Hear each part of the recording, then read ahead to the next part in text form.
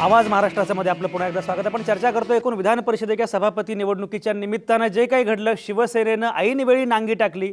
संजय मिस्किन आत्ता माझ्यासोबत आहे. संजय मिस्किन, तुम्ही होता विधिमंडळामध्ये, बघितलंय तुम्ही काय झालंय, आत बाहेर काय काय चाललंय, तुम्ही बाकीच्या आमदारांशी बोलला असाल, एकूण चर्चा काय सुरू आहे, काय गॉसिप सुरू आहे, हे सगळं तुम्हाला ठाऊक असेल. मला एक सांगा, मुळामध्ये जे काही घडलं आत्ता त्याच्यामध्ये शिवसेना कन्व्हिन्स झाली. शिवसेना एवढी आक्रमक होती, पण शिवसेना कन्व्हिन्स झाली. शिवसेनेला असं वाटलं की आत्ता आपण हा निर्णय घेतला पाहिजे, भाजपसोबत गेलं पाहिजे. हे जे काही घडलं, काय नक्की घडलं असेल? शिवसेना कशामुळे कन्व्हिन्स झाली? शिवसेनेनं कशामुळे नांगी टाकली? तुमचं विश्लेषण काय? नाही, मुळात पहिल्यांदा शिवसेनेने जे उमेदवार दिला होता नीलम गोरे, त्या देत असताना त्यांनी मित्रपक्ष म्हणजे सत्तेत सहभागी असलेल्या त्यांच्या ज्येष्ठ बंधूला, म्हणजे आत्ता ज्येष्ठ बंधू भाजप यांना विचारलेलं नव्हतं. उमेदवार देताना कुठलीही दोघांमध्ये चर्चा झालेली नव्हती. उमेदवारी दिल्यानंतर शिवसेनेने आपल्या पद्धतीनं प्रचाराच्या किंवा कालच्या ज्या घडामोडी घडल्या त्या करण्याचा प्रयत्न केला. त्यांना अशी अपेक्षा होती की म्हणजे असावी, कारण जी चर्चा ऐकायला मिळते, सोर्सेस काही सूत्रांकडून सांगण्यात येतं की ज्या अर्थी शिवसेनेने प्रतिभाताई ह्या महाराष्ट्राच्या पहिल्या महिला राष्ट्रपती पदावर जात आहेत म्हणून बाळासाहेब ठाकरेंनी उदार अंतकरणाने पाठिंबा दिला होता, तसंच विधान परिषदेच्या सभापतीपदी पहिली महिला विराजमान होते महाराष्ट्राच्या इतिहासामध्ये. आणि त्यामुळं काँग्रेस महिला धोरणाच्या किंवा महिलांच्या त्यांच्या एकंदरीत प्रेमापोटी सगळ्या राष्ट्रीय स्तरावरच्या महिला धोरणांनुसार काँग्रेस कुठेतरी महिलेला पाठिंबा देईल आणि शिवसेनेला ते एक सोपं होईल असंच एक अंदाज बांधला जात होता, ती अटकळ बांधली जात होती. परंतु काल ज्यावेळेस अजित पवार आणि मुख्यमंत्र्यांची त्यांच्या दालनामध्ये भेट झाली, दोघंही एक तासभर आतमध्ये होते. आता दालनात काय होतं हे आम्हालाही कळत नाही, पण काही देहबोलीतून कळतं, बाहेर पडल्यानंतर कळतं किंवा काही सूत्रांकडून कळतं की काल संध्याकाळपर्यंत भारतीय जनता पक्षाच्या वरिष्ठ नेत्यांकडून विधान परिषदेत काय निर्णय घ्यावा याबाबतचा सुतराम कुठलीही निरोप देण्यात आलेला नव्हता. त्यामुळे भारतीय जनता पक्षाच्या आमदारांमध्ये देखील कालपर्यंत पूर्णतः एक चलबिचल चालू होती की काय करायचं नेमकं. त्याच्या अगोदर राष्ट्रवादीलाही असं वाटत होतं की भारतीय जनता पक्ष तटस्थ राहील आणि तटस्थ राहिल्यानंतर आपण आपल्या पद्धतीनं आपल्या संख्याबळावरती आपला उमेदवार पुढे रेटू शकतो किंवा विजय करू शकतो. परंतु शिवसेनेच्या पवित्र्याबद्दल साशंकता होती आणि रात्री 11 साडे11पर्यंत शिवसेनेचा पवित्रा ठाम होता. त्यानंतर उद्धव ठाकरे आणि मुख्यमंत्र्यांचं बोलणं जे झालं असं सांगितलं जातं, त्याच्यामध्ये एक 3 शक्यता मला वाटतात.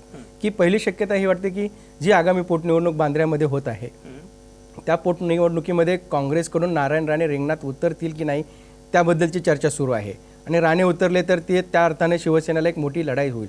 आणि शिवसेनेने ज्या पद्धतीने भाजपच्या नेत्यांवरती असेल, भारतीय जनता पक्षाच्या इतर कार्यक्रमांवरती असेल, केंद्रामध्ये आणि राज्यामध्ये टिकेचा सूर लावलेला आहे. त्यामुळे तिथले स्थानिक कार्यकर्ते कदाचित शिवसेनेच्या विरोधात काम करतील की काय अशी शक्यता एक वळवली. त्यामुळे बांद्रे निवडणुकीमध्ये भाजपने उमेदवार द्यावा की न द्यावा याबद्दल एक चर्चा झालेली असू शकते, पूर्ण सहमती झालेली असू शकते. दुसरा महत्त्वाचा मला एक त्याच्यामध्ये एक शक्यता अशी वाटते की उपसभापतीपद, मग जे थोरात बोलले की उपसभापतीपद, आणि ते होऊ शकतं. उपसभापतीपद हे शिवसेनेला दिलं जाऊ शकतं. परंतु शिवसेनेला विधान परिषद उपसभापतीपद घेण्यापेक्षा विधानसभेतलं उपाध्यक्षपद खूप महत्त्वाचं वाटते.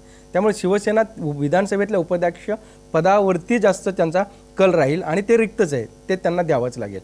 आणि तिसरी मला एक वाटते की जी आगामी मंत्रिमंडळ राज्यमंत्र्यांना ज्या अधिकारांची वानवा आहे, अनेक वेळेस भांडण झालेलं आहे.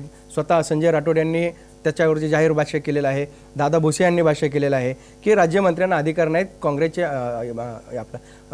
भारतीय जनता पक्षाचे मंत्री अधिकार देत नाहीत. त्या अधिकारांमध्ये कुठेतरी वाढ करून द्यावी, एखाद दुसरं खातं कुठेतरी द्यावं. पण ही फार दुर्मिळ शक्यता आहे, कारण अनेक विस्ताराच्या जागा आहेत. त्यामुळे मुळात पहिली गोष्ट आहे की उपाध्यक्षपद असू शकतं. बरोबर संजय मिस्किन, 3 शक्यता तुम्ही वर्तवलेल्या आहेत. आपल्यासोबत हेमंत देसाई, मला सांगा 3 शक्यता संजय मिस्किन म्हणतायत, तुम्हाला या 3ही मध्ये काही आणखी ॲडिशन करायचे आहे काय? तुमचं काय म्हणणं आहे? समजा नीलम गोऱ्यांचं जेव्हा नाव पुढे केलेलं होतं तेव्हा मला असं वाटत नाही की त्या खरोखरच निवडणुकीमध्ये उभं राहणार होता. ते प्रेशर टॅक्टिक्स, दबाव तंत्र म्हणूनच केलेलं होतं. पण आपण असं जाऊ की त्या उभ्या राहिल्या असत्या तर असं अध्यारोत होतं की भारतीय जनता पक्षाला त्यांना पाठिंबा द्यायलाच लागेल, कारण त्यांचा कॅन्डिडेट नसल्यामुळे जर पाठिंबा दिला नाही तर भारतीय जनता पक्षाची एकूण लाईन काय आहे ती शिवसेना एक्सपोज करू शकेल. हे दबाव तंत्र त्यांनी पद्धतशीर आणलं. त्यानंतर एकीकडे शिवसेनेचे प्रवक्ते वेगवेगळे आरोप करत होते. आता त्यातला एक महत्त्वाचा आरोप म्हणजे याचा उल्लेख आतापर्यंत झाला नाही, तो LED दिव्यांसंबंधी तो अतिशय भंपकपणाचा आरोप आहे. बेलगामपणे आरोप करणं हे कुठलाही पुरावा नसताना आणि त्याला देवेंद्र फडणवीसांनी उत्तर दिलं, चोखपणे उत्तर दिलं त्याला. त्याच्याशिवाय मी मगाशी ज्याचा उल्लेख केला की सामनामधनं वेगवेगळ्या प्रकारचं लिखाण येत होतं, त्यामुळे हे दबाव तंत्र हे पद्धतशीरपणे होतं. याच्यामध्ये मगाशी आत्ता जे मिस्किन यांनी सांगितलं ते तर बरोबरच आहे, पण मला असं वाटतं की याच्यामध्ये शिवसेनेला लॉंग टर्म असा ज्या आपण म्हणतो की लॉंग आमच्या ज्या मागण्या आहेत हे मुख्यतः जे आम्हाला महत्त्वाची खाती, महत्त्वाचे अधिकार आणि आमच्या ज्या काही मागण्या आहेत, आता उदाहरणार्थ जर आपण म्हटलं की एकनाथ शिंदेंना चांगलं खातं आहे, पण त्या खात्याला अधिकार जर जास्त दिले, जास्त निधी मिळाला तर ते काम करू शकतील प्रभावीपणे. अशा अनेक आमदारांच्या, फक्त मंत्र्यांच्या नाही, आमदारांच्या सुद्धा मागण्या आहे. म्हणजे शिवसेनेला आपली कॉन्स्टिट्युन्सी बिल्ड करण्यासाठी म्हणून जी साधन संपत्ती आवश्यक आहे ते जे काम करण्यासाठी त्यांना वाव मिळाला पाहिजे. आणि त्यांना हे एकदा वाव मिळाला, एकदा आपण चांगली मूव्ह केली आणि त्याला भारतीय जनता पक्षाला माघारी घ्यायला लागलो तर शिवसेना आणखीन ॲग्रेसिव्ह होत जाणार आहे आणि भारतीय जनता पक्षाला पिछाडीवरती नेण्याचा प्रयत्न करणार आहे. प्रताप थोरात, बरोबर हेमंत देसाई तुमचे मुद्दे पोहोचले. प्रताप थोरात, मला सांगा की आता समजा 3 शक्यता किंवा आणखी काही ज्या व्यक्त होत आहेत, एक तर काय मंत्रिपद असेल, उपसभापती पद असेल, मग ते सभेतलं की परिषदेतला हा एक मुद्दा आहे, वांद्रे पोटनिवडणुकीचा मुद्दा असेल. समजा शिवसेनेला हे सगळ्या गोष्टी मिळाल्या त्यामुळे कदाचित काही एक फायदा होईल, पण खरं म्हणजे भाजपची जी एक उत्तम कोंडी शिवसेनेनं केली होती आणि जर समजा माघार घेतली नसती शिवसेनेनं तर भाजपची जी काही अडचण झाली असती त्याचा शिवसेनेला जास्त फायदा झाला असता, असं नाही का वाटत? शिवसेनेला नक्कीच फायदा झाला असता. याच्यामधला भाग आहे की शिवसेनेनं आपल्याला विरोधी पक्ष नेता म्हणून काम करायचं आहे का सरकारमध्ये काम करायचं आहे.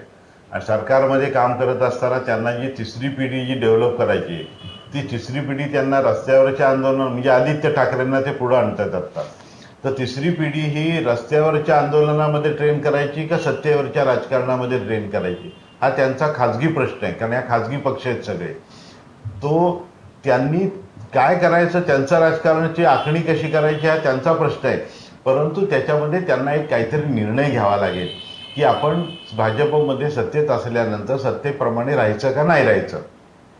आता भाजपचं साधारण धोरण दिसतंय की जर का समजा आपली लग्नाची बायको नीट वागत नसेल, कुरबुरी करत असेल, तर आपलं बाहेर कुठेतरी घरोबा हेच प्रेशर कायम ठेवायचं आणि ती बायको नीट वागते का नाही तेवढं बघायचं. वागली तर ठीक आहे, नाहीतर माझा दुसरा घरोबा करायला मी मोकळा आहे, हे कायम त्यांनी त्यांच्यावरती एक तलवार ठेवलेली आहे.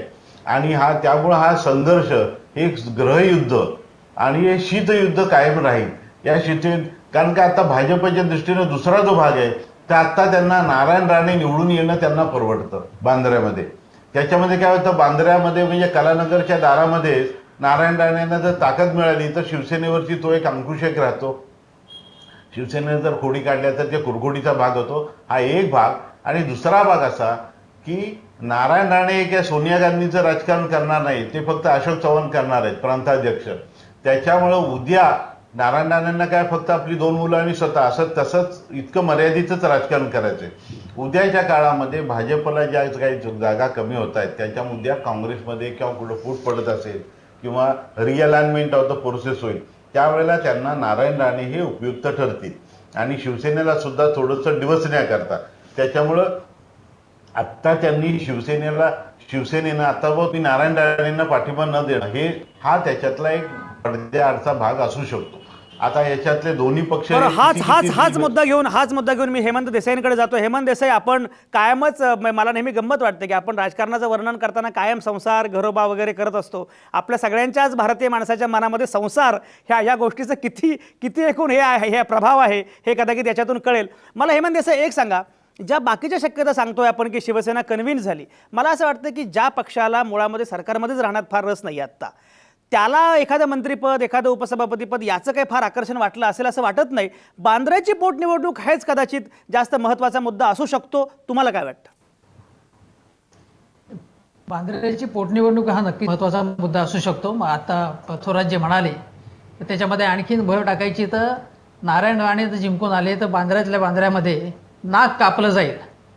आणि शिवाय तुम्हाला आठवत असेल तर गेले 4 महिने तरी नारायण राणे कुठच्या पक्षात, म्हणजे भारतीय जनता पक्षात नारायण राणे हे एक इक्वेशन याच्या संबंधीची चर्चा जोरात होती. नारायण राणेंची आता पूर्णपणे कोंडी झालेली आहे.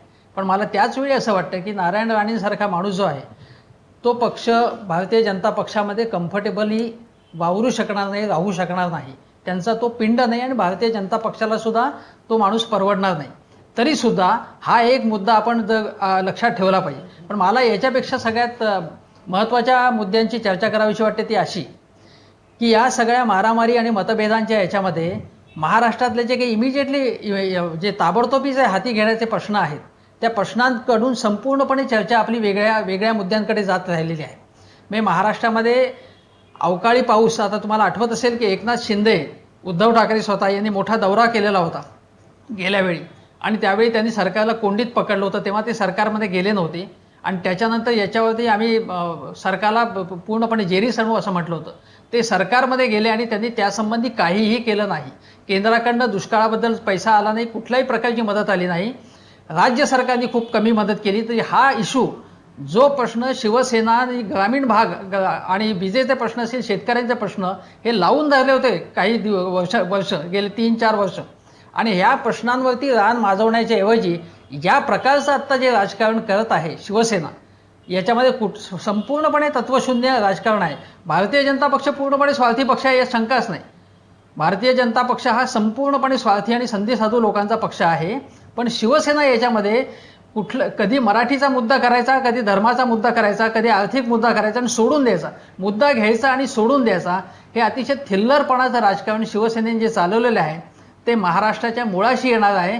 याच्यामध्ये कुठलाही मराठी किंवा हिंदू किंवा काही भावनात्मक मुद्दा नसून शिवसेनेला पूर्णपणे स्वार्थ, जे काही इमिजिएट जो स्वार्थ असतो ते साधण्याचं राजकारण आहे, ते महाराष्ट्राच्या मुळावर येणार आहे असं मला वाटतं. हेमंत देसाई, अतिशय गंभीर वळणावर तुम्ही चर्चा नेऊन ठेवलेली आहे. मी आत्ता जातोय प्रताप थोरातांकडे. प्रताप थोरात, आपण मला एक सांगा की आत्ता हे जे काही ज्याचा उल्लेख झाला की राजकारणाचा पोतच मुळामध्ये घसरतो आहे, मला असं वाटतं की महाराष्ट्राचा एकूण भवितव्याचा विचार करता, दीर्घकालीन विचार करता ही सगळ्यात चिंतेची गोष्ट आहे.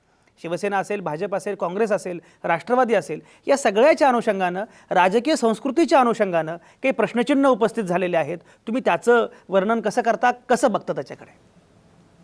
याच्यामध्ये आत्ताचा जो पॉलिटिकल स्पेक्ट्रम दिसतो विषयचा महाराष्ट्रामधला, त्याच्याकडून फार मोठी अपेक्षा करता येणार नाही.